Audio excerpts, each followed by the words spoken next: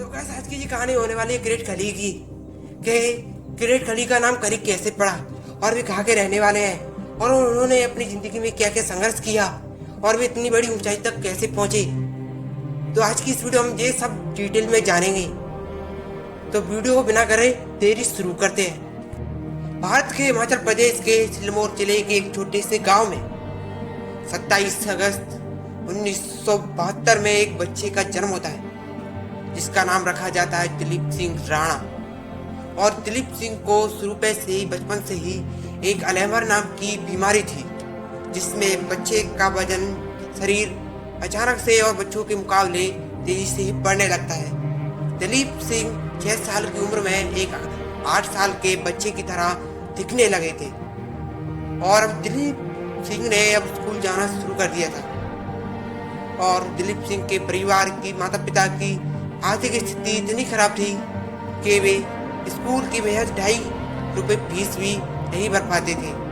और इसी कारण से दिलीप सिंह के टीचर ने उनको एक दिन स्कूल में बुलाया और सभी बच्चों के सामने उनको डांटा। और तभी दिलीप सिंह ने सोच लिया था कि मैं आज से स्कूल नहीं जाऊंगा। और जब ये बात उनके माता पिता को पता चलती है तो उनके माता पिता उनको बहुत समझाते हैं। लाख बार समझाने के बाद भी दिलीप सिंह स्कूल जाने से साफ इनकार कर देते हैं। और फिर एक दिन गांव का जो मुखिया था वो एक दिन दिलीप सिंह राणा के पास आता है और उन्हें काम बताता है। काम था गांव से पौधे लेकर गांव के पिछले वाले गांव में ले जाना। और दिलीप सिंह राणा ने इस काम के लिए हाँ कर दिया था और उन्होंने दिन के 5 रुपये दिहाड़ी पर काम करना जो है वो शुरू कर दिया था। तो दिलीप सिंह के शरीर के हट्टे खट्टे और तंदुरुस्त होने के कारण उन्हें जो काम है वो आसानी से मिलने लगे थे। कभी वे खेतों में मजदूरी किया करते थे तो कभी सड़क किनारे पत्थर तोड़ा करते थे तो कभी बोझ उठाया करते थे। ऐसे ऐसे काम उन्हें आसानी से मिलने लगे थे। पर दिलीप सिंह इन कामों से उता चुके थे क्योंकि इनमें मेहनत ज़्यादा और पैसे जो थे वो कम थे। और वे शहर जाने का तय करते हैं और इसके बारे में वे अपने भाइयों से बात करते हैं और भाइयों की परमिशन लेकर वे शिमला चले जाते हैं। शहर आ जाने के बाद दिलीप सिंह एक ढंग की नौकरी ढूंढना वो है शुरू कर देते हैं पर उन्हें बहुत दिनों तक कोई ढंग की नौकरी नहीं मिलती। और फिर एक दिन उन्हें बैंक में एक वॉचमैन की नौकरी जो है वो मिल जाती है और वे एक वॉचमैन बन जाते हैं। और वहाँ पर ही एक पुलिस वाले की उन पर एक नहर पड़ती है और जो पुलिस वाला था वो एक स्पोर्ट प्लेयर बनाने के लिए जाना जाता था, स्पोर्ट बनाने के लिए फेमस था। और वो पुलिस वाला जब दिलीप सिंह को देखता है तो सोचता है कि इतना हट्टा कट्टा, इतना तंदुरुस्त, इतना बलवान, इससे अच्छा तो रेसलर कोई हो ही नहीं सकता। और फिर वो पुलिस वाला दिलीप सिंह राणा को पुलिस फोर्स ज्वाइन करने के लिए सलाह देता है। और फिर 1993 में Dilip Singh Rana police force join कर लेते हैं स्पोर्ट कोटा से और वे अब भी एक पुलिस ऑफिसर बन चुके थे। देखो हम सबकी जिंदगी में कैसा वक्त आता है, ऐसा मोड़ आता है जहाँ से हमारी जिंदगी पूरी तरह से बदल जाती है। और वही वक्त वही मोड़ दिलीप सिंह राणा की जिंदगी में भी आया था। वे एक दिन जब टीवी देख रहे थे तो उन्होंने टीवी पर WWE का एक शो देख लिया था। उससे वे भारी प्रभावित हुए, भारी इंस्पायर हुए और उन्हें लगने लगा था कि ये मैं कर सकता हूँ। और वे इसके बारे में अगले 1 साल तक पूरी जानकारी जुटाने का जो है वो उन्होंने तय कर लिया था। और वे इसके बारे में लोगों से पूछने लगे थे, इसके बारे में जानकारी, इस शो के बारे में जानकारी लेने लगे थे।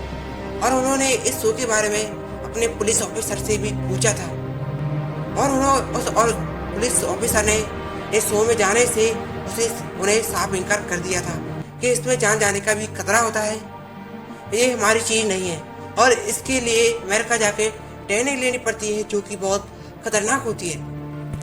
ये सारी बातें उस पुलिस ऑफिसर ने दिलीप सिंह राणा को समझाई पर दिलीप सिंह राणा मान नहीं रहे थे।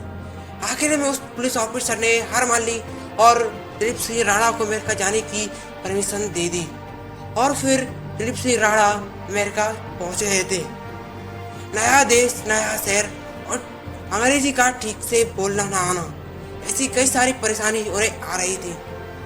पर दिलीप सिंह राणा ने निश्चय कर लिया था कि अब इंडिया जाऊंगा तो एक प्रोफेशनल रेसलर बन के ही जाऊंगा, और इसी निश्चय के साथ वे अंत तक डटे रहे।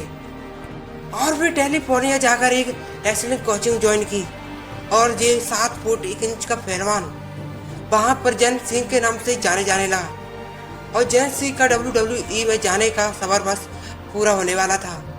पर उनकी किस्मत को तो कुछ और ही मंजूर था। ऑल फ्लोर रेसलिंग करते समय जैन सिंह के हाथों से उनके साथी की मौत हो गई, और जिसके चलते WWE में उनका कॉन्ट्रैक्ट जो है वो खारिज हो गया। पर फिर भी उन्होंने हार नहीं मानी। उन्होंने और दूसरी रेसलिंग शिप में पार्टिसिपेट किया और अपना जलवा दिखाया, और अब जैन सिंह का नाम रेसलिंग की दुनिया में टॉप पर हो चुका था। और फिर 2006 में WWE ने दोबारा से जैन सिंह के साथ कॉन्ट्रैक्ट साइन किया, और उनका पहला मुकाबला डेड मैन के नाम से जाने जाने वाला अंडरटेकर से हुआ।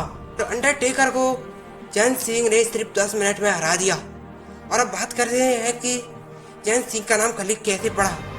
वो ऐसे पड़ा कि WWE की दुनिया में एक नियम होता है जिसमें हर रेसलर का एक रिंग नेम होता है, और जैन सिंह जो थे माँ काली के भक्त थे, तो उन्होंने अपनी रिंग नेम का नाम रखा काली, और काली से ही उनका नाम पड़ा खली, और लोग उन्हें ग्रेट खली के नाम से जानने पहचाने लगे। तो गाइस ये थी ग्रेट खली की संघर्ष की कहानी, कैसे उन्होंने शुरू किया और वे इतने बड़े रेसलर कैसे बने। गाइस अगर आपको ये कहानी पसंद आई हो तो प्लीज वीडियो को लाइक करें, चैनल को सब्सक्राइब करें और बने रहे हमारे साथ। धन्यवाद।